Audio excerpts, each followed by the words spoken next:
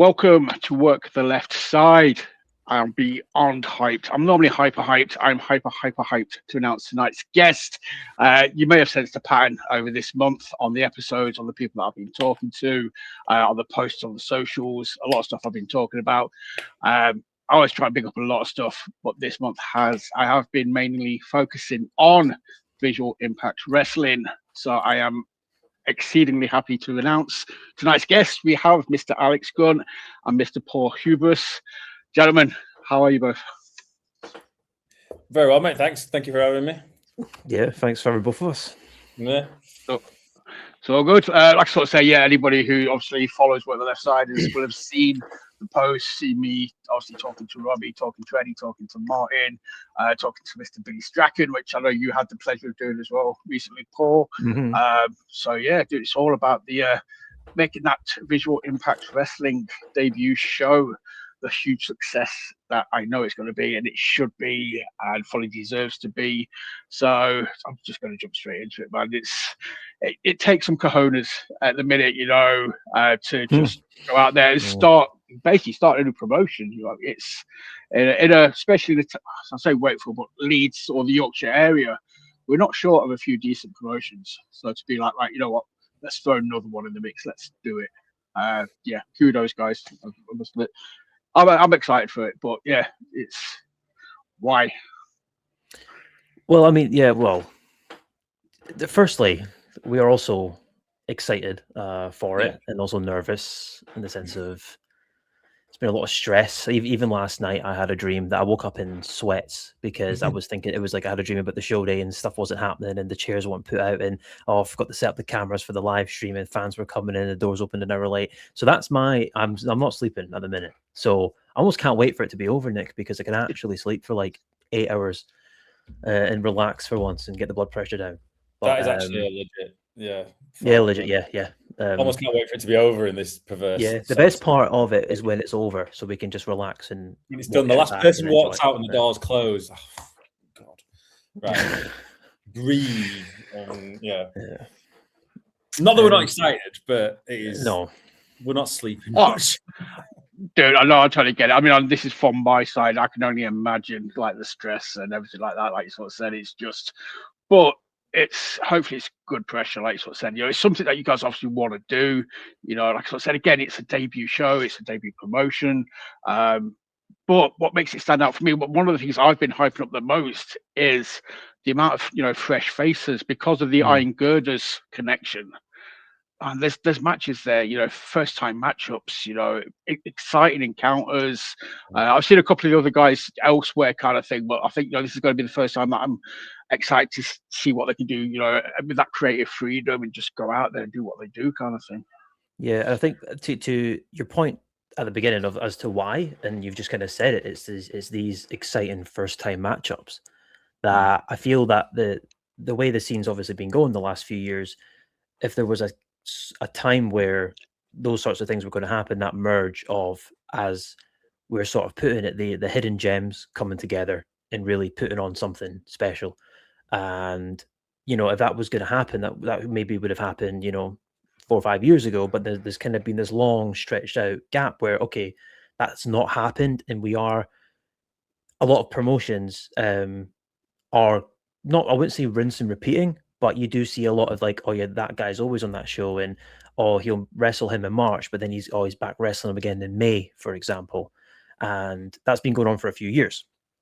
So this, again, the idea is let's take all the hidden gems, the people who take the business seriously, have a high standard for themselves, hold themselves respectfully, and put them all together into one sort of mega promotion, being this debut show. And I mean, you can see the card and the guys along it. It's from people from all over the world who've got tons of experience, best coaches coming together to put on what it's going to be.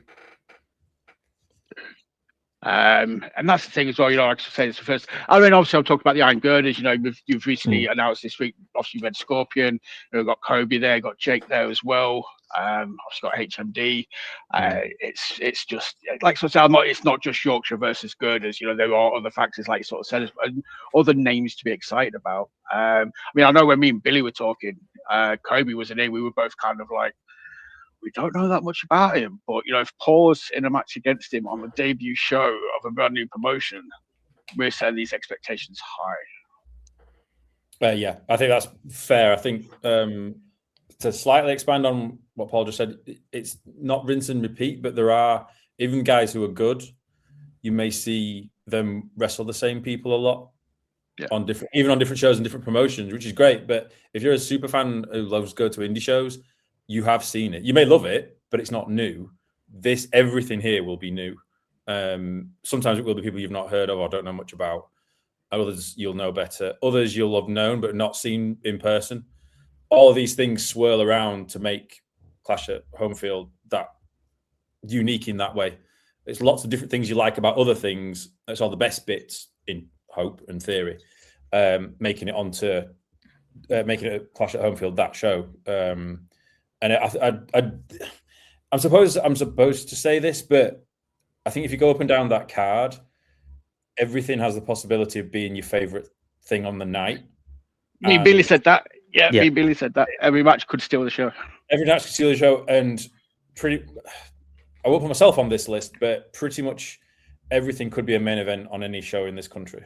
Even abroad, actually, not just this country, with the names that are turning up. So I think it's also putting high expectations on ourselves and everyone who's come in. Everyone who's turning up knows everybody else is going to be bringing it because it's such a high standard, certainly on paper. And obviously we know people, and they wouldn't have been booked and invited if they weren't going to bring something that could steal the show. And that's the idea, or one of the ideas behind it. And it's hopefully going to go well.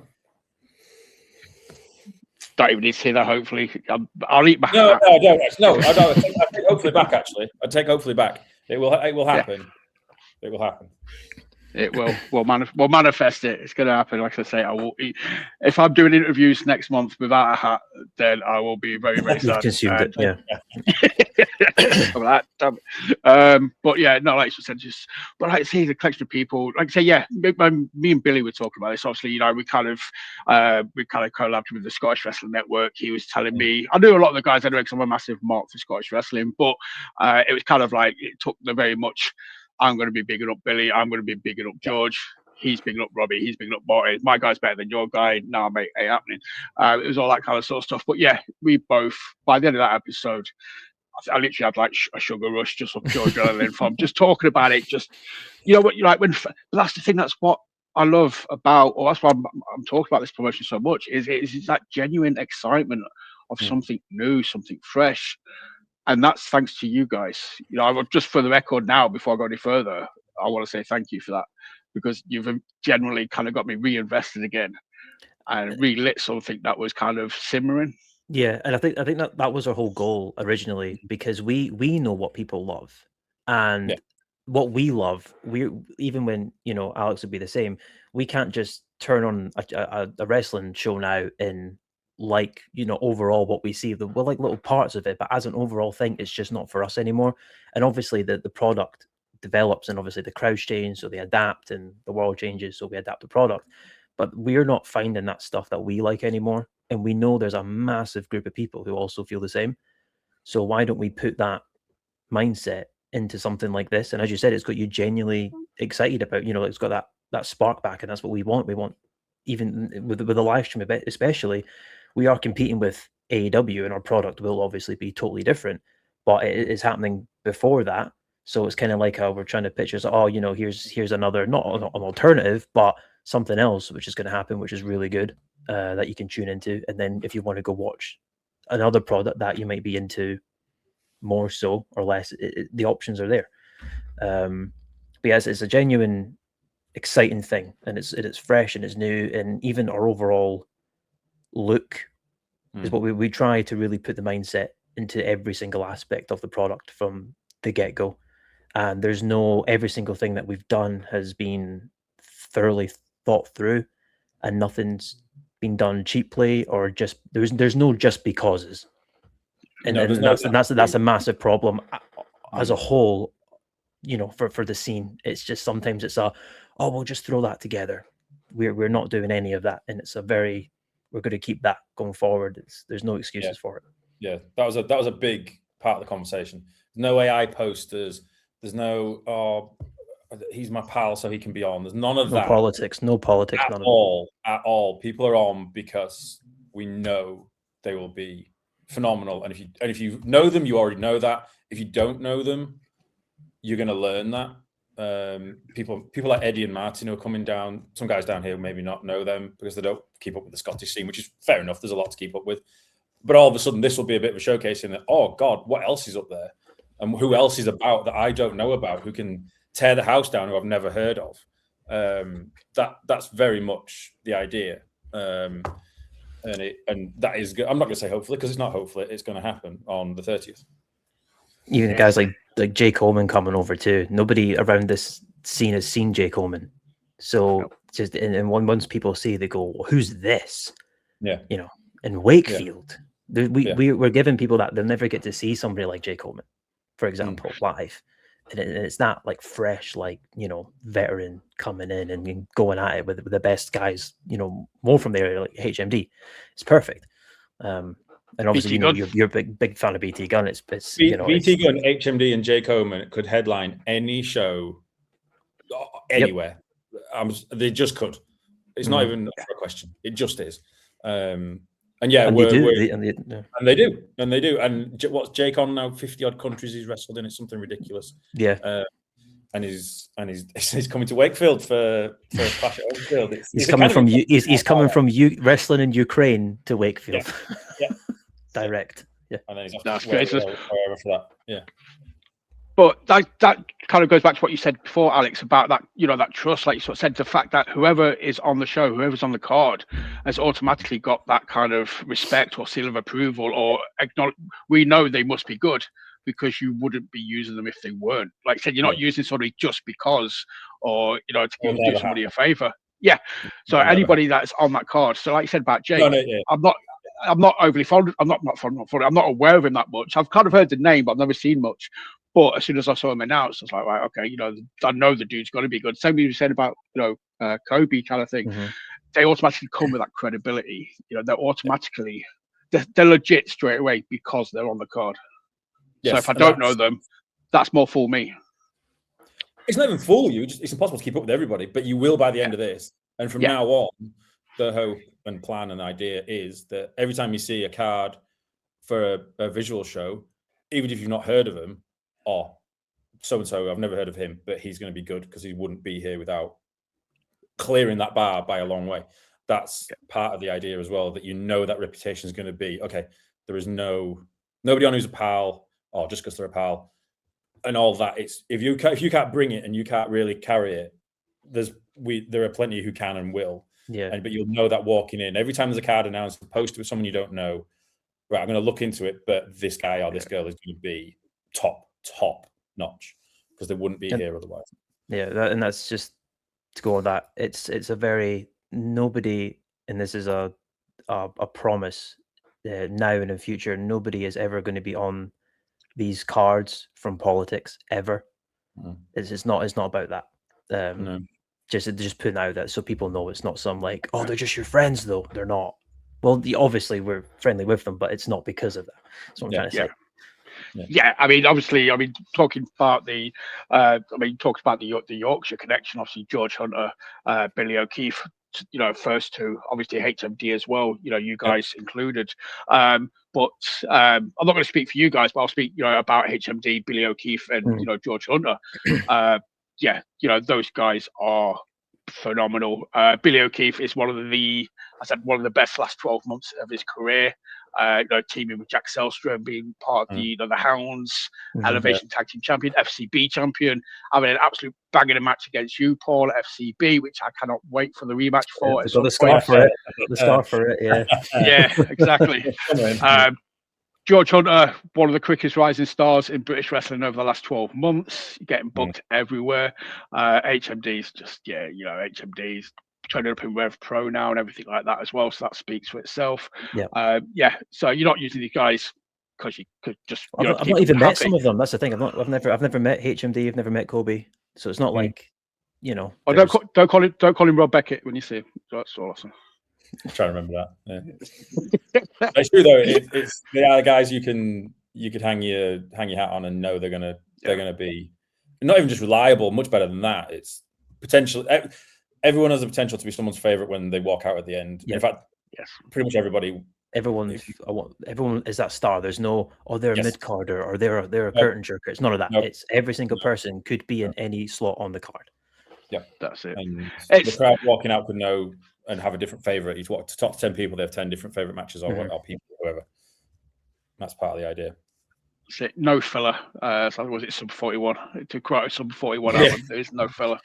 But yeah, that's it, man. I'm just hyped, obviously. So I mean, again, I'm sat here talking to you. You're telling me all this sort of stuff, and like I said before I hit record, I was all about changing the background. It's not my first rodeo. This is definitely not. You guys bring so much wealth of experience and knowledge. I'm not calling you old, by the way. I'm just saying that you're wise. To the table. You're wise beyond your years, old head on young shoulders. But yeah, you guys, between the both of you, dude, it's a list of who's who, who you've been in the ring with, who you've trained with, where you've been, countries you've worked. So yeah, that in itself brings that credibility. I think, and that's why too. I think it was kind of, we both felt, especially, it was time to, I don't want to say put the knowledge to the test, but more just confirm that, like, okay, yeah, we do have that ability to do something like this and pull it off. Especially as we when we were training with Dustin Rhodes together in Texas, that's how we met, years ago. We were just for 3 months training pretty much every day for 5 hours a day. It was just learning the business from a guy who's been on TV in the biggest company in the world for the last 30 years. It's not like we were learning from somebody who's wrestled in the same bingo hall for the last 10 years. You know what I mean? I think that's the difference. It's hard you have to really put yourself out there to get the best knowledge possible to be able to pull something of this quality and standard off, rather than just, anyone can start a wrestling promotion. I used to watch it. It'll be fine. Let's just jump in and do it.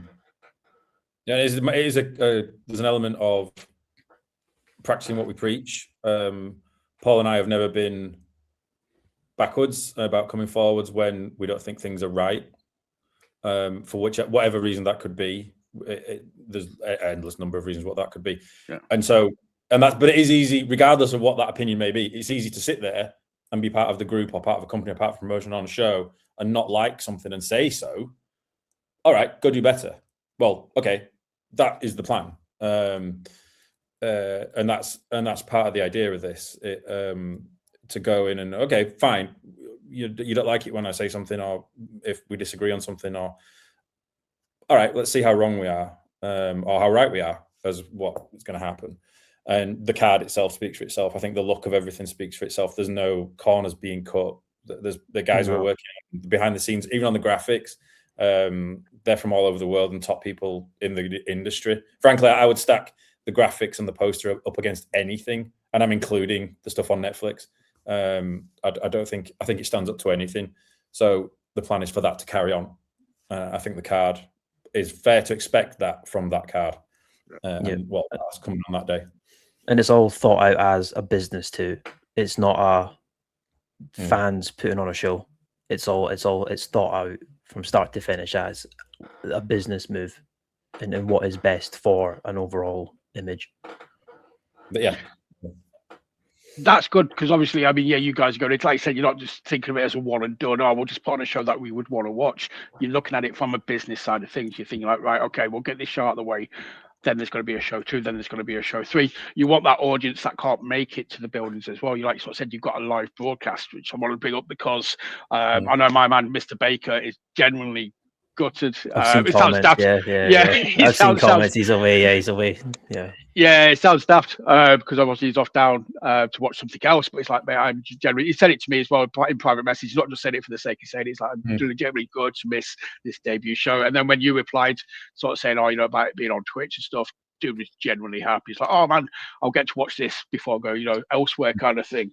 So that's huge, for a debut show straight out the gate.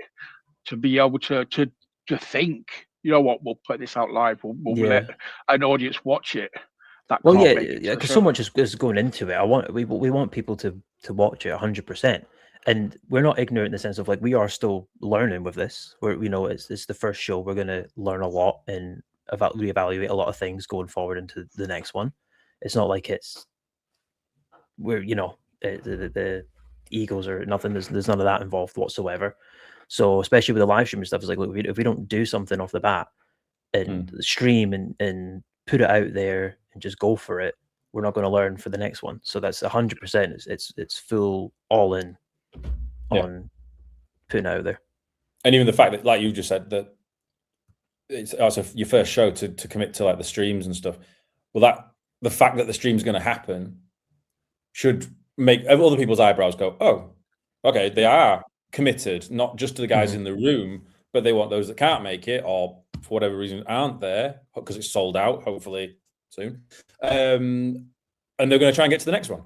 And it helps with that image of, okay, they're obviously trying to do every aspect of the day as good as possible for even the people who aren't in the room. That's again part of the way to make it as good as it can be. Even if you can't be there, you can still enjoy it and you can get yourself onto the next one, which is the hope. Yeah, and back to the card too. Again, you've got guys from all over the world coming in that all have fan bases. They're all going to want to watch. Yep.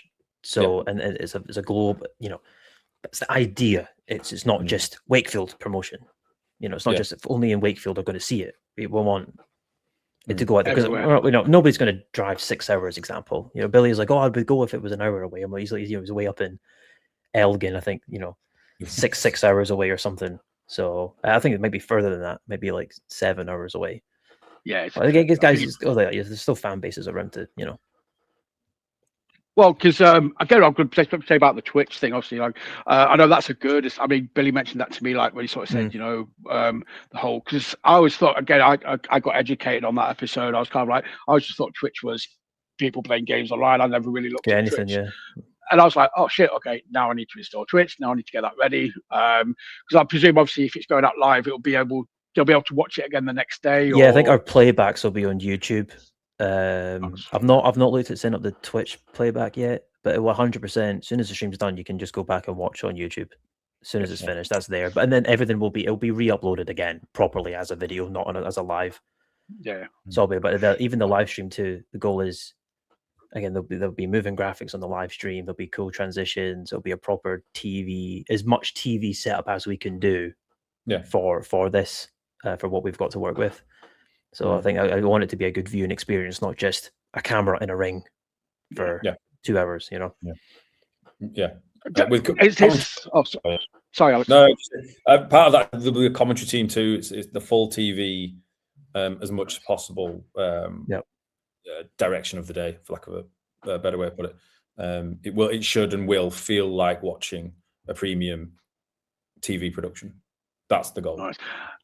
I know there is a line to walk with that though. I've been on either end of the scale. I've been to shows where, unfortunately, like the live audience felt like an afterthought because they were catering more towards the streaming view or the YouTube. So and like you had 5 minutes of dead air between matches and things like that. Yeah, so I'm guessing that's something you've got to be aware of. You've got to think about, and it's kind of it's very. And again, that's why the guys who are on it because they understand that there's 2 parts to play. Yeah. And we can do that at all times. There's a live crowd and there'll be people watching online and nobody is getting ignored. Especially with the way the shows should all flow perfectly. There's not going to be any blank spots, and we've got a great MC as well, Fiona. She's coming down. She's Lochran. Fiona Lochran. Yeah, yes, I believe that's her last name. Yeah, obviously she does stuff with work with NWA and everything, so she's a really good asset to have down, and she'll help keep that, as you say, that crowd going. Yeah, keep the crowd going, and she'll make sure the room's still focused on what's going on, even when there may be the little bit between. It will still be, I need to concentrate. All right, there's something going on for me. If you're in the room, and not just we've got a few minutes to kill. What do we do? There must be some advert on YouTube, or someone's not tying their boots properly, or whatever it may be. There's not won't happen. It'll be the people in the room will still feel part of it and feel like they'd always be in. Cater to is not quite the word, but they will always feel involved. Yeah, and our cameras too. The idea we've got is nobody's ever going to have a cameraman in front of them in the crowd. So yeah, it's the layout we have it's going to be a nice. You wouldn't know as a watching live in the crowd. It'd be really easy to not see that it's being filmed. If that makes sense. Yeah. You're never going to have this in your face, and it's a very the layout we've got is very you're really in the action too. There's not this massive gap. You're there. So when you see, and that's the idea of the product, we want people when they're scrolling, they see the reels and they're doing their doom scroll, and they stop and go, Jesus Christ, what is it? And they go, my God, Jake Omen and HMD and BT Gunn are kicking the shit out of each other. Oh, damn. And then you're going to be there in the crowd and you're going to feel that, and everything's going to be, again, it's the name is Visual Impact Wrestling. It's like, oh shit. Yeah. So that's the idea of the product. Again, it's just the stuff we enjoy watching. We know there's a big market for people who also enjoy that sort of style. Again, this is family friendly. I'm just going to say that. Absolutely. Yeah. I'm describing it as it might not be. It 100% is. But again, it's more. It's family friendly, focused, but it is. We're going for gritty action. It's serious though. Yes. When BT starts throwing out those chops, the front row are going to wince. Yeah. There's nothing. I was sat there recovering my kid's eyes like that. Oh, yeah. Well, some very big tough fellas do not enjoy those. It's going to be serious. And if you're in the front row, you're going to when they start flying, which is great. We want that crowd adrenaline too. Yeah. In a good way. Like the proper. We're watching fights now. It's good. A bit of a throwback in lots of ways to, the territory days in the States and the really old days over here. It's a long time since we had anything like that over here. The NWA and that kind of thing from 30 years ago more, where people were into it and the crowd were part of it. They're on top of the ring, losing it, and it's violent, but you're into it, and it's something that's faded away in lots of ways because it's become entertainment. You want somebody to win and you want somebody to lose. Yes, you're going to care who wins every time. You're going to care who wins. Absolutely. It's there was a saying, we'll have to nick it from Morecambe. It's still real in Morecambe. Well, you know what? It's still real in Wakefield as well. It will be. Will be. Kayfabe is alive, baby. It's in Wakefield. Got to ask, why Wakefield? Was you looking around? Was there anything in particular to do with sort of? Because I like where the venue's at. Because like I say, I know it because my son does karate just over the road, kind of thing, or martial arts over the road. It's a beautiful area. When I'm talking to the missus, we're going to rock up a few hours earlier. We're going to play a bit of pitch and putt. Might have a picnic in the park. But then it's at Green King as well, so there's going to be good food at the venue. But yeah, so what was it? Just a case of looking around, see what suited, or we wanted. Just with the quality of the product too, I think it's really overlooked the quality of the venue as well. So we wanted people to, when they turn up, they see, it's as you know, the layout is the massive country house on top of the hill. You drive them, loads of parking for a start, so it's perfect. Loads of free parking, but big proper venue. So it's you're not turning up. I mean, I don't want to say it, put it down, but there's obviously the shows I've worked on which are in complete dumps, and I've kind of turned up and went, oh, it's a bit sketchy around here. It's a bit, like there's bars in the window, half the windows smashed. It's a bit off. But that's just me personally. Some people are fine with it, which is totally cool. It was more just from the personal side of things. But you turn up here, so it's proper. You're like, oh, okay, it's cool. It goes with the name. We can't have this caliber of show. And we can't catfish it with the posters and everything, and then people turn up and it's a shed, with bars on the window and graffiti on the walls.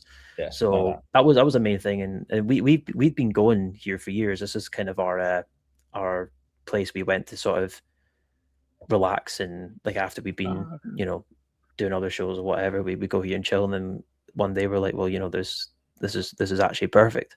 And then we'd known the people for a few years, and we got talking, and there was a great deal happened, and it all lined up.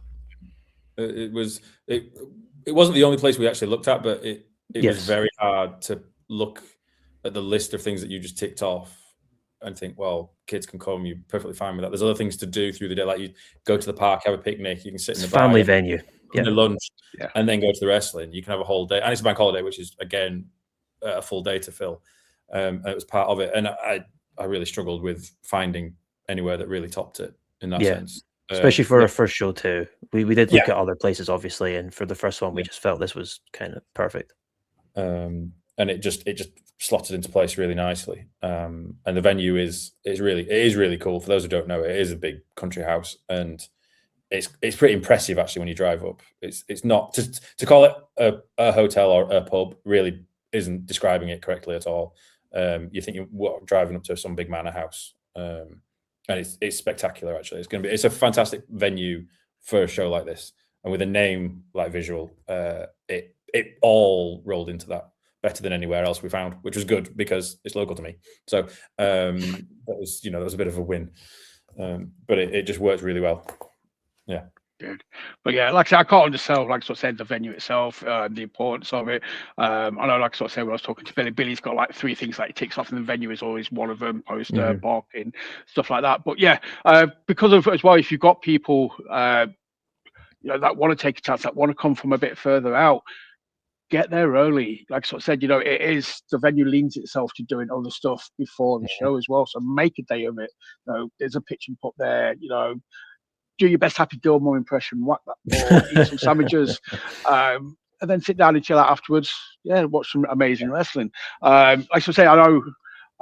I hope that kind of becomes the home. Again, I'm not putting words. I'm not trying to, just looking as a fan's perspective. But I haven't seen the inside yet, but I can imagine it. I'm kind of visualizing it. And if that is the home of Visual Impact Wrestling, man, that's going to be awesome. Obviously, if you find somewhere else and it's better, I'll trust you guys have got my trust. I'll be like, okay, if they're moving, it must be for a reason. But dude, yeah, for the first show and for other shows, it just seems very, very cool. Yeah, for these hypothetical future shows, for it not to be that venue is going to set such a standard that it would have to be something also spectacular. We're not going to go down to the shed with the little concrete toilet block. Yeah, no. Shared. And if we're fantasy booking here, this was like our house shows on the sense of like, you would run this more often, and then if you did a bigger show, you would obviously go a bigger venue, and that would be your WrestleMania, your SummerSlam, your WrestleMania, your Royal Rumble, but big card. Well, we'll see as it hypothetically. That bollocks to that, man. I'm already saying this this is going to be fucking huge. He's already booked these next 4 shows. Dude, we've got Levi, we've got Hayes, Wolfgang's coming down, we've got everyone turning up, Evan Bishop's going to rock up. Yeah, again, I'm a fucker for it. I'll apologise. It's just, if anybody's ever watched any of these episodes, I'll just sit there. My mind just goes 100 miles an hour kind of thing. I'm like, what's this? I'm like, yeah, dude. So if I post any random shit, fantasy booking stuff, I'm not telling you what to do. I'm just being like, as a fan, man, this would be amazing. That's what I kind of put out there. So that's what you want. Again, that's what should happen. It should make you excited to think, oh, well, maybe they could do this next time or whatever. That you should want that, because that makes you mean you're going to want to look for the next show when the next poster comes out. Or when is it? How do I get a ticket? I need to be there because the last one was great, and this is something there's somebody else or whoever now. That's always the hope. You should be excited for the next one. That's our motivation to get that reaction from people too, and that's why it's not for us. It's not about what gets us going in that sense. It's a fresh new thing, and it gets people excited for the next one. They're like, oh, what am I going to see that I've never seen before? Because that's our goal. So that's why we want people to be excited when we put something out. Yeah, with those graphics, like those match graphics that came out this time, we got. Because I've never been that side of the graphic before. The reactions some of them got, the matches I'm talking about now, was what we wanted.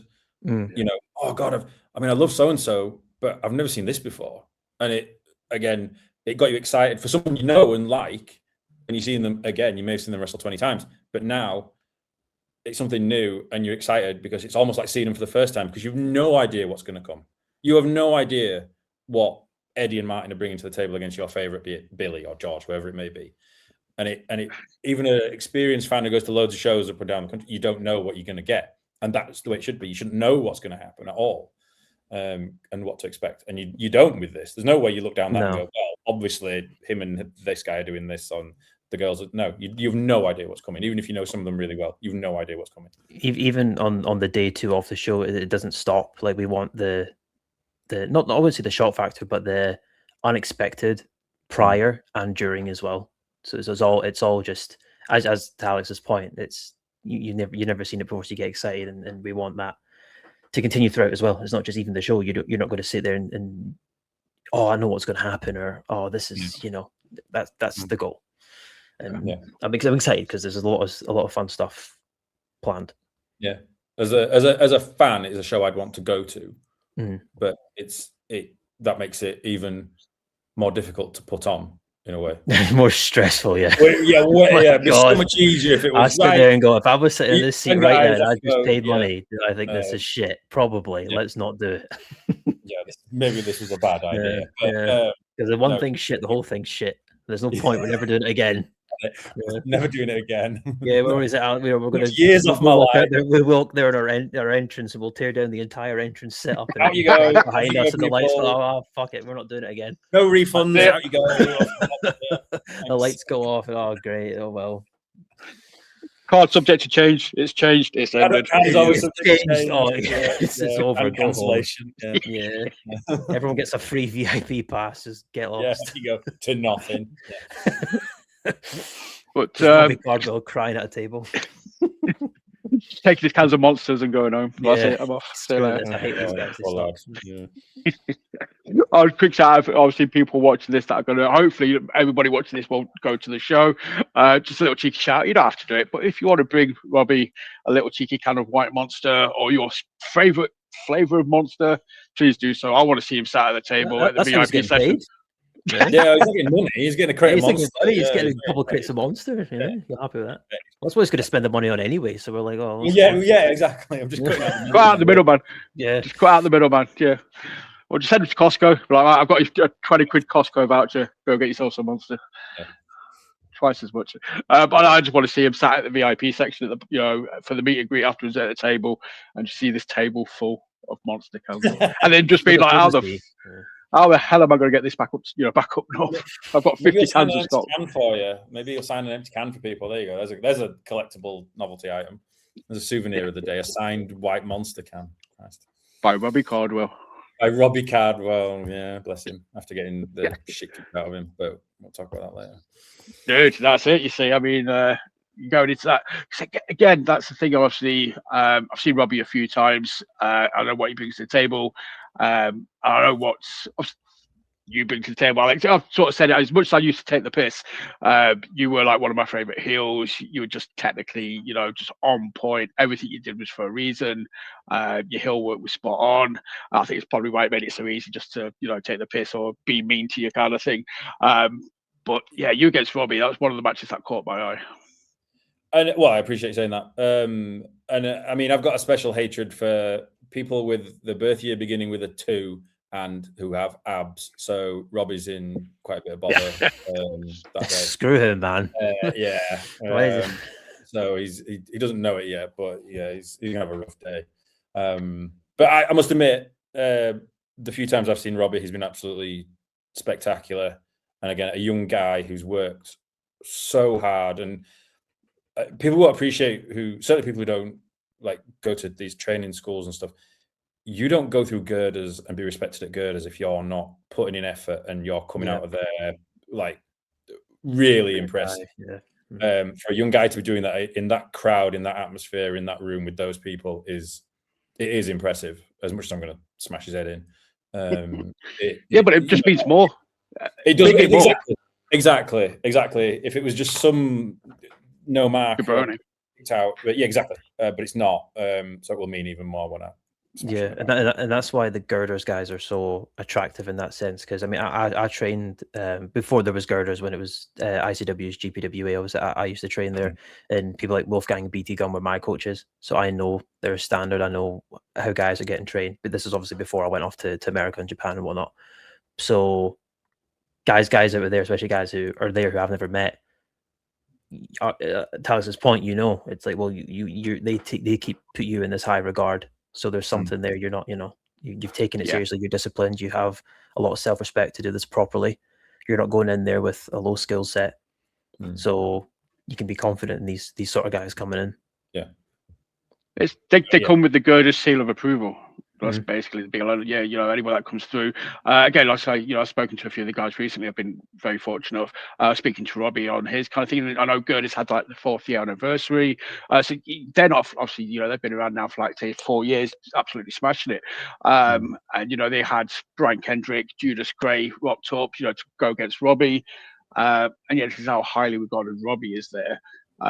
Judas Grace absolutely smashing it at the minute. Is a massive thing up, across the board. And they were cheering Robbie over Judas, and even Robbie was like, "Oh shit, this is awesome! Yeah, they love me." So he's doing something right, obviously. So yeah, it's going to mean even more, Alex. When I've got to remain biased, but unbiased. So I'm not going to say it, but I'm sure you will. Yeah, I'm the local guy. So Oh, that's it, man. That's the problem. I'm so torn with this show because obviously, like I said, I want to be cheering on the Billies and the Georges and the Alexes and HMDs and stuff. But yeah, like I've been a massive mock for Scottish wrestling for like the last 10 years, kind of thing. I've got about 30 odd ICW DVDs upstairs. Like I've said it before a few times now. The New Age Clique were one of the reasons I got into wrestling. I designed Kaylee Ray's ICW inspired KLR t-shirt for her. So I've got my love for Scottish wrestling. So I'm kind of like, oh man, I might just get my kids to pick one. Big day for you, man. Yeah, God. You're going to need a minute on your own. And that's what just another thing, just to go off the, obviously, girders, same with the guys from schools like Elevation.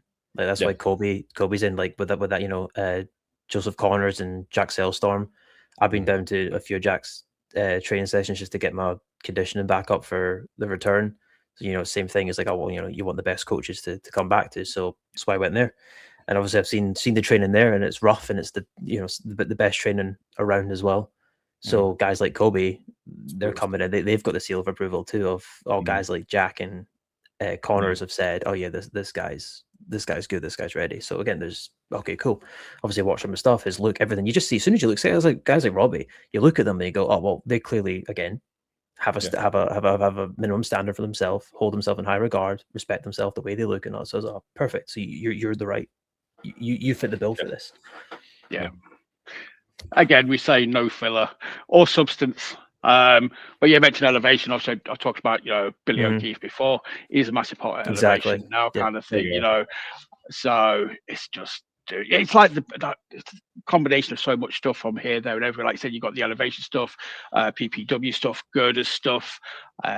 It's just loads and loads of awesomeness everywhere that has got such a high standard that you're not going to be disappointed. There's no risk involved in that sense. Obviously, there's other factors to be nervous about, but you can't be nervous about the talent. The talent are going to come up. The talent are going to turn up. They're going to deliver. They're going to give 100%. That's one thing you can sit back and be like, I don't need to worry about that. Yeah, I think as well too. It's sorry, Gunn. That to expand that a little bit, that applies to everybody on the card. Because everybody knows, I don't want to be the person who lets this down.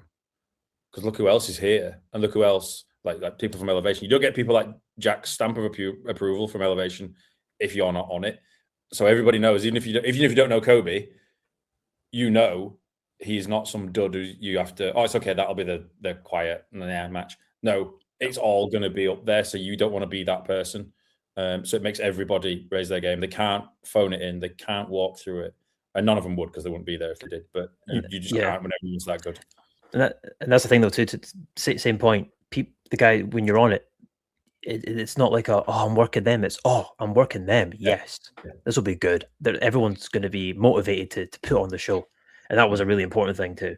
There's nobody's going in there with somebody who's can't do a bunch of stuff properly and going, oh, okay, well, let me just think I'm going to get away with this and how am I going to do this? It's yeah, shit, let's go. Okay, what'd you do? Okay, cool. Oh, yeah. It all, again, we want everybody to have that feeling. Crowd, guys on roster, comms, MC, all of it. Yeah. Obviously, we've been mentioning like Paul Alex George. Shout out to obviously Shauna and Moxie as well. That's one of the matches I saw. That was like, and I know they've got a history. Obviously, I know Billy was telling me all about it. They've had at it a few times, and it's always just keeps gradually just gets this better one and better this and one better. will be this one will be this will be their third time, so this will be best one. They'll kill it. They'll beat the shit out of each other. I'm excited to see it. That's what I mean, it's our thing, but we're excited to see these matches as fans. It's not about our product. It's like I'd pay money for it. If I saw it on YouTube, I'd watch it. That's I think it's one of these that rightly or wrongly, the girls' match might have different expectations to other things, but it genuinely may steal the night. Again, yeah, you could say that about all of them, but yeah, there's an element of they're the only girls on the show, so almost on principle they're gonna knock the shit out of and they're both and I know they're both so hungry for it. They're both so hungry for a match where they can just go and just kill it. And we're giving them that platform. We're giving them the time. They're going to have the show. They're just like, right, there's no hands aren't tied now. It's two girls who are great, who can put on a show and give people a proper scrap. And I want them to be proud of it. Yeah, this is my sort of goal, and they will. So again, no question. No question. Yeah, I was going to say that. I mean, excited I am for this. This show will also be great for my health because I've been going to a lot of shows recently, and I keep chipping out every about 30 minutes to go for a cheeky smoke because I'm just like, nope, I'm off for a smoke. That's a non-smoking venue, Nick. Well, I can't do that. Well, I'm not going to need to go outside anyway. There's none of these matches where I'm going to be like, no, stop this. Exactly. So I was saying this show will be good for my health, unlike other shows. Which, There is a bar in the venue, by the way. So you don't even need to leave. There's a bar. You're like 20 feet from the bar at the most, regardless of seat. So you don't have to worry about that one. You won't miss anything. You can be at the bar still watching. Yeah. I have, however, you are sat opposite the end of the bar, though, Nick. So you're the furthest point away from the bar. So I mean, just to say, so also health. Exactly, man. It's all good. Or I'll be getting my steps in. I'll be earning that beer. Although you say that, I'm still drinking an 8-year-old. It'll be like every 5 minutes, can I have a drink? Can I have a drink? I'm like, right. And you'll just see me walking backwards and forwards on the show all the time. I'm like, no. We were good at. We were in talks about getting QR codes set up on the seats, so you would get seat. The staff would deliver your drinks to you. But that would be unreal. No, maybe for can't the do next that. one. It might still happen. Can't promise it, but dude, it was set up to happen. We just need to have a talk with them, but it's not complicated. We were gonna. It might still happen, but it's 50-50 just now. Nobody's expecting that, dude. Just to let you know, there ain't nobody turning up to us. I mean, if you do it, amazing. Don't get me wrong. It's like that's next level. But nobody's going to turn up and be like, "Oh, I've got to go get my own drinks." Fucking shoddy. No, well, it's actually they actually pitched it. They were like, "Oh, we could do that." It was their idea. Wasn't even our thing, yeah. No, because obviously we can't be involved with their kitchen or bar, but yeah, they were like, "Well, we could do this," and it was like, "Well, again, a benefit of such a great venue is." Again, it may not happen, but at least it's a conversation, and it's just that standard of stuff. Because we want the experience, and I think I'll say that just now because we're kind of on the topic. We want the experience to be that it's a wrestling show, but we also want that convention feel in a way. Like you're going to get to meet guys who are a high stock in the business, who you might not get to see often at all, or have the opportunity to meet them and take photos with them and have photo ops and everything. And that's what we kind of want to bring locally as well. We want, again, like families with kids and stuff. It's like, oh, Red Scorpion's going to be there. You know, they might not be able to go all the way down to Nottingham or whatever. And he's been there and done it all. So having somebody like that come in too and be able to interact with these people, we want that event feel. The whole, from as soon as you walk in the door to as soon as you leave, is that wrestling experience that isn't just turning up to watch matches. No, it's not. It's not turn up, sit down for 2 hours, then you get your money. It's proper. Get your money's worth. Premier event quality. Yeah, an experience for everybody, regardless of age, all day. Go for a picnic in the park, have Sunday lunch, sit, have a bottle of wine, then come to the show. That's the point of it, because it's not a standalone thing. Oh, from the first bell to the last bell is like standalone in the day. The whole day kind of circles around the ring and the actual experience. And it's back to that thing of wanting people in the room to be part of it. It's not just the matches, the photo ops, the meeting the guys, taking your photos and that kind of thing. It's being part of it. Because people pay money to come see. They might travel to watch these guys, and it's cool to be able to say hello and have that connection. And that's part of it. And I can say it now because I've put it online and promoted it. But every single fan that comes will get a free event program which they can use for autographs and everything. And they're badass. So when you see that on the day, you don't get that anywhere else either, really, for this level as well.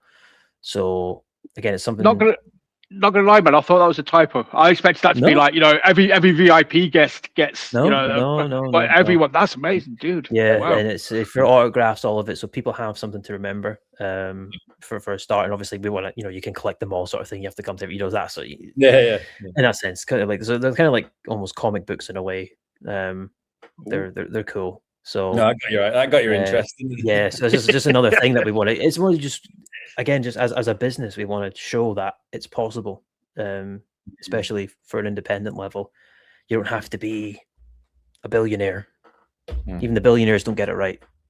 Yeah. So that's generally like, again, that's the things that you're saying here are things that I've never even thought about, or again, like you said, I've not seen it anywhere else, and I've been to a few shows.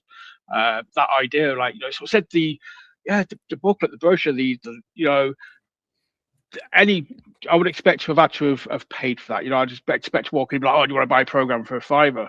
But yeah, if the fans are getting it, it's just going to, again, speaking as from a fan's perspective, man, that's the kind of shit that's going to make us be like, right, we love this promotion, and we will go that extra mile for this promotion to try and like share what they post, let people know that they exist. Yeah. It is very, it works both ways kind of thing. I think sometimes people forget that, that it's very easy just to presume the fans are going to do stuff, or it's they kind of distance themselves. But yeah, it seems like it's very much a back and forth relationship. That's how it's made for the fan experience, and that's what it should be, and it's been ignored for such a long time, because it's people who, a lot of companies now, they're doing it for themselves. That's not what this is. Yeah, there's an element to it. It's not. It's for the fans. It's for the people who love it, and we're fans. And people keep ignoring that. We're fans. We want to do it properly, and we want to give people something proper. Yeah. I think that two-way street you mentioned. That two-way street you mentioned, it being between the wrestlers and the people in the seats. I think that faded away a long time ago. 20 years ago, if not more, with the biggest company, and I think that filtered down subconsciously because it wasn't seen to happen at the big stage. So the smaller guys kind of didn't think, or it never occurred as something that, it should be a two-way street. This should be an interaction as much as a show. And I think it disappeared entirely. You can go to really good shows, but it's not a two-way street. It's you come, you watch, you go. No. And that's that can be anything from the O2 Arena to your local bingo hall. And this is definitely not going to be that. The whole keep saying the goal. One of the goals is to make sure that's not. And it's like we want that value for money experience too. Of we're not charging a arm and a leg for a premium experience here. It's here's what we can charge people for that sort of experience, and really give back to fans and families and give them that thing to talk about the next day. It's like, you've never been to a show before. It's like, put it on Facebook, and it's like they've never. It's like this was up the road. This was great. I've never thought I like it. The kids loved it. Yep. It was right there as soon as they come, and that's what we want. So it's like, if they come back, we want to be first on the email list. We want to sign up for the next tickets. That was great. It's really affordable. They got to meet the wrestlers. Look at the photos of my kids. You post them. I want them to show off that they came. Yes. To watch. They've like discovered it. Yes, it's not seen as that wasn't that good. Not I don't want to use the word embarrassed to say they've came and watched a pro wrestling show, but in the sense that they're proud to show off and they've done it. And it's like, I want to show off I've went. I want to show what me and my kids did. What did you do in your bank holiday? Oh, you sat and you did nothing. Oh, okay, well, we did this. Yeah. That's what social media is anyway. Because of course, it's showing off what I had for dinner. Yeah. Oh, my dinner. I had a steak. What did you have? Oh, chicken nuggets. Ha. See, I'm better than you. That's what it is. We don't. I think that's why with this way is we don't, especially me and Alex, we don't sugarcoat things in the sense of pretend something is what it isn't. So. I love you guys for that, by the way. Just to, again, very much of a similar. Everybody mindset. does, by the way. Not everybody does. No. Yeah, no. I've nothing else. Yeah, no. I'm gonna shut up before I get myself into any more trouble as well. But yeah, that's the thing. Make people. But it's not even just being.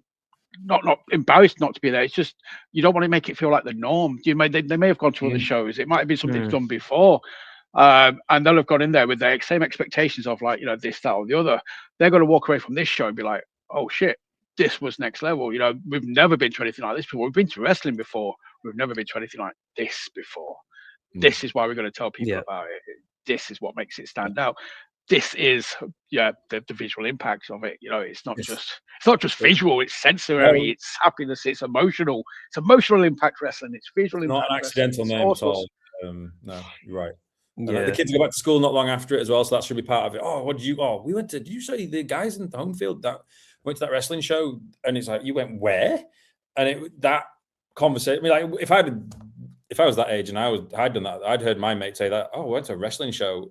You're like, you did a what? But WWE's not in town. Oh no, it's not WWE. What do you mean? Yeah. And it's because that's the only company that exists. But no, actually, it's it should be an exciting thing, and it should get you excited to see it again. And to come back and go. I mean, and that's the thing. Even before I started wrestling 14 years ago, I didn't know an independent scene was even a thing. I had no idea. I only thought wrestling was on the TV. I had no idea.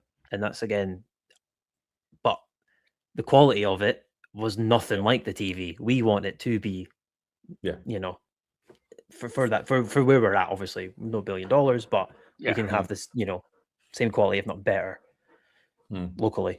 You can make up for it in other ways. Yes. I mean, obviously, well, we talked about the debut show. I don't want to jump the gun. I don't want to sort of, you know, say this.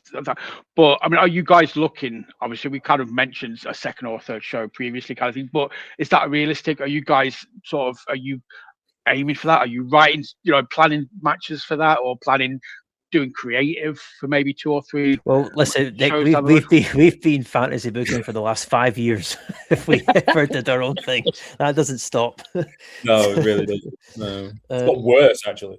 We don't sleep. Oh, well, this is I mean, in regards to other things, I mean, we're very much just we can't again because this is, you know, doesn't matter how much we think we know, this is still the first show. Yeah. So we're very much 100% focused on this. So as soon as this is a success is when we can be like, okay, we've got the confidence and whatnot to go for other things. But I mean, we're not going to sit here and be like, it's not on our mind, obviously, because why would we start something for, you know, but as of dates or stuff and guys and whatnot, no, nobody's booked in for a second show. Nobody's but no. And it's stressful enough having one on the horizon. So, I used to, in a different world, I worked in live events and a bit of TV production, and something always goes wrong. You can't plan for everything. So, you know, there will be problems to overcome. And if you start thinking about something else, this one will falter or it will stumble over. We don't want to miss one thing. I don't want that. I can't, or we can't have anything dropping standard wise because we're thinking or fantasy booking something else. It has to be. This has to have all our attention.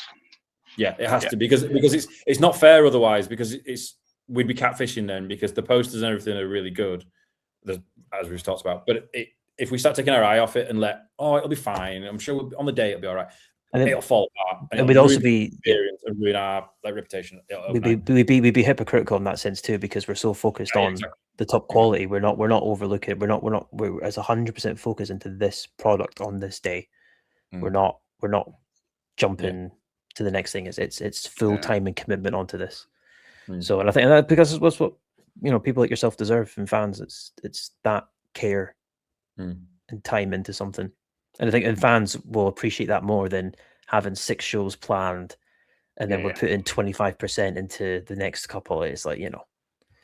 So it's so easy to think ahead. It really is. It's a really big trap you could fall into because you want to do it. You want to look forward to the next bit, but you have to focus on what's happening. Yeah. And especially in the first one, there'll be a lot of learning going on, both good and bad. Yeah. And both of which can make you stumble in a different way. As a team, we have to be committed and making this all ours. And a second one would be easier technically because we're doing all the really difficult setup parts now. So if there was a case of a second one, the turnaround would be a lot. I would say faster, but just a lot more. It would fall into smoother. Place. Yes, we might sleep a little more. Yeah. You're laying the foundations with the first show. Yeah. And any other shows you're just building on top of, and it's. And we have to get feedback. We have to get feedback. It's like people might watch it and go, "Oh shit, okay." Then that's maybe, you know. Yeah, but why, dude? I mean, I can't maybe see a world where people will shit all over it, but I mean, we don't know. We don't know what happens, what people react to, and we have to just see, what works, what doesn't work, and that's why you can't afford to plan ahead necessarily in that sense. It's all a learning curve. You know this, you can't be in sort of thinking that everything's going to be 100% or everybody's going to like everything. There's always going to be something that somebody might be like, okay, then, but yeah, you kind of got to go with the majority. I think if the 87% of the feedback is positive, awesome. You've smashed it. Take on board what people say. If you agree with it and you want to change it, change it. That's the thing. It's the first show as well. I mean, you're coming in and you're hitting the ground running. Like I said, visually everything looks boss, the graphics, everything like that, the venue. But as a wrestling fan, I'm used to seeing shows build over time. Like, sort of said, like the production getting as great as the production is going to be on the first show. I would expect show 5 or 6, the production to be next level kind of thing. That's when it's going to level. As it starts to build, as that momentum builds, you'll start making changes. You'll start changing this. You'll start changing that. Nothing's set in stone. The 10th show will not look like the first show. Oh no, that's an interesting problem to put on yourself. You start so high, which is what we're doing. Yep. Like you say, by show, hypothetical show number X. Oh, right. This has to keep going. You can't keep churning out the cookie cutter show. There will not be a cookie cutter visual show. Never. Rather not do one. No. I wouldn't put it on if that's how it was going to be. So, I would walk away from it. Let's put it that way. So it won't happen. So it means it commits us and everyone involved to stepping up each time, I suppose, for these hypothetical future shows. Yes, exactly. I'm just putting it out into the universe, letting it manifest itself. All this kind of sort of stuff. But guys, I've just seen the time. I said I'll keep you for about an hour, which I've gone over, so I do apologize. We're chill, man. Good. You can keep going for a while if you need to mark out. If you've got something else to say, you can keep going. We're not doing anything. Ask about who's on all these international superstars or whatever you want to do. It's fine. Well, I mean, we've talked about Toby, we've talked about Jake. Obviously, you mentioned Jake. He's obviously been 50 odd countries now. Obviously, I mean, you guys. I don't want to say. I was about to say you guys have been around. That makes it sound again. Wise head, young shoulders. But is it something that you guys have been in the ring with? Do you know him? Do you know him from a professional point? Yeah, I the first time I worked Jake was in South Bend, Indiana, about 3 years ago, and we went 20 minutes. Just went out there with no plan. I was like, "I'll see you out there," and I was like, "Okay," and then. I've never blown up so much in my whole life. I was like, oh my God, I need to step my cardio up. But it was great. And I was like, Jake's great. He's a great guy. He's the mindset for the business. It's the same as ours. And so much experience beyond belief. People have no idea. He's been doing this for 30 years, been, multiple tours of Japan, all across the States, been with the biggest names in the industry, some of the biggest promotions. He's done think we're probably 70 appearances with WWE. He's backstage there all the time, learning from all these guys, William Regal, all these people in his head. So, and his, I could say, "I'll go watch this Jake Omen match" or whatever. But when you see Omen on the day with guys like BT Gunn, HMD, and those three guys clashing, together with their styles and their experience and their training and their philosophy, I can't wait. As a fan, it's mega.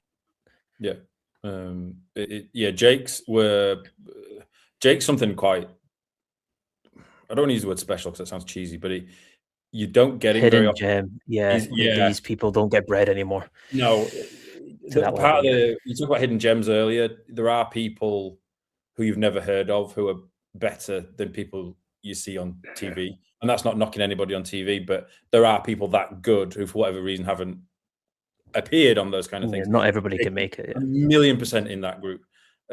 He is a standard above the vast majority of wrestlers on planet Earth. He's spectacular. I met him a couple of years ago in Cincinnati, and then there was a show in Cincinnati where there was some shenanigans during the main event and he got to Indianapolis, wasn't Cincinnati? Sorry, beg your pardon, Indianapolis. Yeah, Cincinnati. Sorry, and he there was a main event with shenanigans, and he beat the shit out of me for 10 minutes, and it was as odd as it might sound. You learn a lot in that 10 minutes.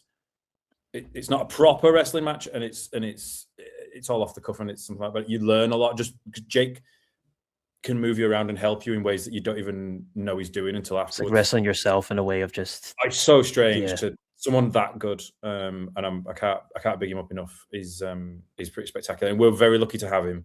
And he's the idea of BT Gunn, HMD, and Jake Oman in the home field is nuts. It's actually really funny. Absolutely we laugh nuts. at it sometimes because it's amusing.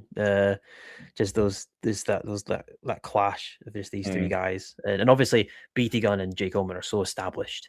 Jake's so established; he's so well respected over in the States. BT Gunn's so well respected and established in the UK, and HMD is just, he's super well trained. He's the up and comer. He's going to get to their level one day. He's already working for the biggest promotion in the UK in Rev Pro. So putting him, obviously in this scenario, the least experienced, obviously, but he's at that level where he's ready to clash with these guys, and with their knowledge, experience, going with him and his style, it goes. It's something to be excited about, really is. Oh, yeah, because that's the thing. Is obviously again, obviously I'm more to like to go into this. I might be wrong, on the night, because it depends how the crowd reacts and stuff. I'm thinking like Billy's and George's and stuff are going to go in his faces. The Scottish guys are going to come down his heels. I'm not saying that's how it's going to be, but with this match, I'm looking at it like HMD's just got one of them faces, and I think the crowd will pop huge. Like when BT smashes it or Jake smashes him in the face, the crowd are just going to be like, "Yay, grubby little shit!" And he's got, or it could come out his face, but I don't know, man. Yeah, I'm just expecting the exciting, Nick. You've no idea. I confidently predict people will care who wins. Other than that, but everyone's going to love them all in that sense of. Again, it's one of those things is when even when we put the matches on YouTube after, I want people to go back, and it's like when you go back and watch. I like going back and watching Backlash 2000 because of this match or whatever. I want people to be like, "Oh, there's this match on YouTube. It's great. I go and watch it now and again because it was such solid action, and it was great." Because even now, like the stuff I go and watch like Paul London versus AJ Styles from Ring of Honor like 2006. That's what I'm into, and it's like I still go back then. So we want to produce stuff like that where people can just jump on YouTube and go back and see it, and it is there for years to come. That's it. I mean, I'm obviously slightly older, so I would say like the Eddie Guerrero versus Rey Mysterio Halloween Havoc. Of course, yeah. You get certain matches. Good wrestling is pulled out there. That's an absolute gem you pulled out there. It's actually solid. I haven't even thought about that for a while. I'm going to go watch that now. Yeah, I didn't even think about it. Yeah. But yeah, I mean that's one of my favorite. But like I said, there are certain matches that you can just go and watch, and good wrestling is timeless, it's ageless. It's just, and if you guys are putting on shows with those kind of matches, and that's what you're aiming for, man, that is just it's amazing. Again, as a fan, I'm just got a fear of repeating myself, but just the general excitement and the hype. Again, looking forward. I don't know. Obviously, we mentioned your match against Billy earlier, Paul. As soon as I saw this promotion coming out, I was like, right, I know there's going to be rematch at some point. That shit's not done yet. We've got to get Paul versus Billy round 2 at some point. Will it be at FCB? Will it be at Visual? We're but again, it's just we're focusing on the debut match against Kobe, the big return, 6 months out post injury, properly heavy training for that. I've got proper taking it super seriously. Got a full team, got a dietitian, got a physio, got a coach. Again, been going down training with Jack at Elevation, the best trainer about. Get ready for him. We're going to kick the shit out of each other. It's going to be great. Go get that first win back on after being out for so long. But that's it. Yes. So I didn't mean to overlook that match kind of thing, but I'm just thinking like, that match is going to be amazing. We talked about it before, we sort of said, Kobe's not going to be on the show and against you unless he comes at a certain level kind of thing. So we know that match is going to be amazing. So it was just kind of like, but again, it's just because I know, obviously, you and Billy and everything. I'm just fancy. I'm looking forward. I'll rein it back in. Exciting stuff. You're marking out is what you're doing. Yeah. You're marking out is what you're doing. I am. Yeah, I will quite happily admit it. If you don't mark out at wrestling, you ain't a fan. Marking out. Everyone wants it to be good. That's the thing. Everybody. Yeah. Like, even when I watch stuff on Netflix, it's like I want this to be like I want to watch it every week, but I don't. I want to be desperate to see the next one. Yes, but I don't, and I don't, and it's like, it's frustrating in a way because it's like I used to love this, now I don't. Why? And as we speak right now, more tickets have just sold. So, there we go. Buy your tickets. Lots more tickets have just sold, Alex. You can text me that and I'll. Okay. I just looked at the number. I was like, oh, that's good. Good. That's what we want. Great. So what I need to do is do a podcast with Nick every night. And around 10:15, we sell the bunch, and then we'll be sold out by Saturday. Well, nice. That's it. I'll be your lucky charm. I'll say that. There we go. We do this every day. If we come on here, you sell. I'll turn up at the show, you start rubbing my head or something. I'm like, whatever it takes. Rub your head. Rub your head on. Yeah, we'll do the entrance. Yeah, make sure my bicep doesn't blow again. Yeah. That'd be a great start, wouldn't it? 2 minutes and it was gone again. Oh, God. I had a topic I was going to bring up then, and I've lost it because you throw me now. Was this before the ticket sales? Oh. Before you sold the tickets, you throw me now with the tickets. No, we hadn't. We've barely even touched on the fact that not only is it BT Gunn and Jake Oman in the home field, it's also a Red Scorpion, which again, say out loud is again a super. Guy who's been everywhere. Super grateful that he's able to come and be a part of the first ever show. Again, because we were obviously talking, and he was at Kyushu in Japan under Tajiri as well. And obviously, when I went there, so we've both been to the same promotion in Japan. We've both been in the same dojo, so there's that mutual respect there. And he's very much excited to come in and be a part of the first show and make an appearance. So, yeah, it's great. It really is. That's the thing. Out loud that Red Scorpion's coming to our first show at Homefield. It is that, and we are grateful to him, and we very much appreciate it because he can and has and does go everywhere. From Mexico, wrestle the biggest names you all know.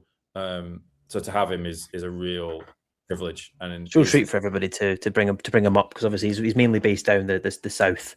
I think he goes about there, obviously being his base in Nottingham, but bringing him up too, and giving the people a chance to come meet him. Yeah, you could be a big indie fan and know it, but you won't have seen him much. You're certainly not up here. Especially too because he's announced his final basically year in wrestling as well. He's very much on the I don't know if you saw. He's very much sort of thing. I don't want to direct quote it because I'm unsure, but the video's on his Instagram. I think it's pinned. I believe it's the end of this year, so we're lucky to have him for whilst we've got him in that sense, because he's great. He's a super well respected name, been about for 20 years. Yeah, so it's awesome. And then we don't know how we get. I mean, you guys also know, but as a fans, we just know he's going to be at the show. Again, my mind's. What is he going to be? Is one of the matches going to get turned into a triple threat? Is he going to go to any of this? Are we going to get freaking? He could be the ref. Paul versus Red Scorpion. It could be the ref. Yeah, it could be the ring announcer. I don't know. Well, no, I gave that. Fiona was that. I gave that. Oh, Fiona, sorry. I gave it that. I can't keep it. No, Red Scorpion just hands out the flyers. That's why he's. Yeah, we just need help put the chairs out, Nick. Yeah. You lied to me before. You've sorted this QR code thing out. It's Red Scorpion that's going to be taking the drink for everybody in the chest. If you're in the VIP seats, he's the silver service. There's the VIP passes, and he gives massages throughout the show as well. It's good. Yeah. Right, that's it. I'm out. I'm done. I'm tired. I can't do anymore. Just the thought of that now has actually finished me off. Gentlemen, it has been an absolute genuine pleasure. Thank you so much. As you can see, I'm hyped. I want everybody else to be hyped for this show. I've said it before, there's something really special about going to a promotion's first show. Just being part of that journey from day one. It's like I sort of said, I was at the first title show, I was at the first True Grit show. I've kind of followed both of those promotions along the way. It's kind of like a badge of honor that I can wear. I can say, like, I went to their first shows. And I hope, I'll be able to say the same for yours. Again, 10, 20 shows down the road, I can be like really smug and be like, nah, I was at the first show, mate. Do one. Or you were at the only show. Or you're at the only all show. goes tits up, yeah. But you'll have your program from the first show, so you can frame it with all your signatures in it. Yeah, you can get everyone to sign it for you. Yeah. There you go. But yeah, the only show. Whatever tickets are remaining, if you haven't bought yours yet, buy them now. Be part of this journey. Go to the debut show. Have a boss day out. Go play some golf, as I sort of said. Go get some great food. Go sit on the lawn. Enjoy the sun. Fingers crossed I won't jinx the weather. But yeah, guys, thank you so much for coming on. Do you want to let people know where they can find stuff on the socials so they can go buy a ticket and stuff? It's just Visual Impact Wrestling on everything. Yeah, we're the only one. The only name that's we've actually. Do you know what? It's really hard to find a promotion that hasn't taken your name before. Yeah. But since it's Visual Impact Wrestling, nobody has ever used it, so we're the only one. We have the top SEO domain, so we're good. Visual Impact Wrestling on all social media, YouTube. Definitely subscribe to the YouTube channel. That's all the live content's going to primarily be. So get access to live stream, post show, all of it. Yeah, and I'll put the link. I was just sorry to say there's not many. There can't be many tickets left based on. We're in the teens, yeah. Yeah, we have to. Yeah. So we're and there's only 11 days to go. Yep. And people, and this is the thing, people, Nick, people just turn up to indie shows thinking they're going to get in. Yeah. Nope. It happens. So as much as I'd love 50 people to just turn up, I also don't want to be like, well, sorry. Yeah. It's not our call either because we can't cram everybody in because we have our number. Yeah, we love to. There is a number. And once we get there, that's it. You can stand outside the window, maybe have a quick cheeky look through. We'll charge you. We've made sure you can't do that. No. Big banners in your way. You won't be getting any of that. No. Buy a ticket. That's how you get in. Yeah. Yes. Both the YouTube channel, I will put the link in the episode description. So once you've done watching this, click on the episode description, click on that link, hit subscribe, get it nice and ready and shiny for when stuff obviously starts popping up on there for your viewing pleasure. But yeah, gentlemen, Alex, Paul, generally, guys, from the bottom of my heart, thank you so much for coming on and just talking to me about this, fueling my energy and helping me to mark out again. It's always here for that. I appreciate you as well. Yeah. Cool. Yeah. Right. And we'll talk about Spider-Man in September. Yes, we will. I'm looking forward to that as well. Oh, mate. Right, I've been marking out on this episode. That's going to be the episode when Paul especially marked out. Oh, extreme hot take episode. Yeah. Get some it is because I'm going to be like, No Way Home's the best one. You'll be like, nah, shut up, get out. Okay, anyway, goodbye. God help me. Wrap it up, Nick. Got to fuel the fire. Jesus Christ, take it home, Nick. Right, thank you for watching. Remember, hit like, subscribe, share, comment, do all the generic stuff we ask you to do every episode. And remember, always work the left side, and we'll see you again very soon. Goodbye. There you go, gentlemen. That's how we wrap it up. See, if we have a podcast, if we had a podcast, Alex, we have to call it Hook the Leg.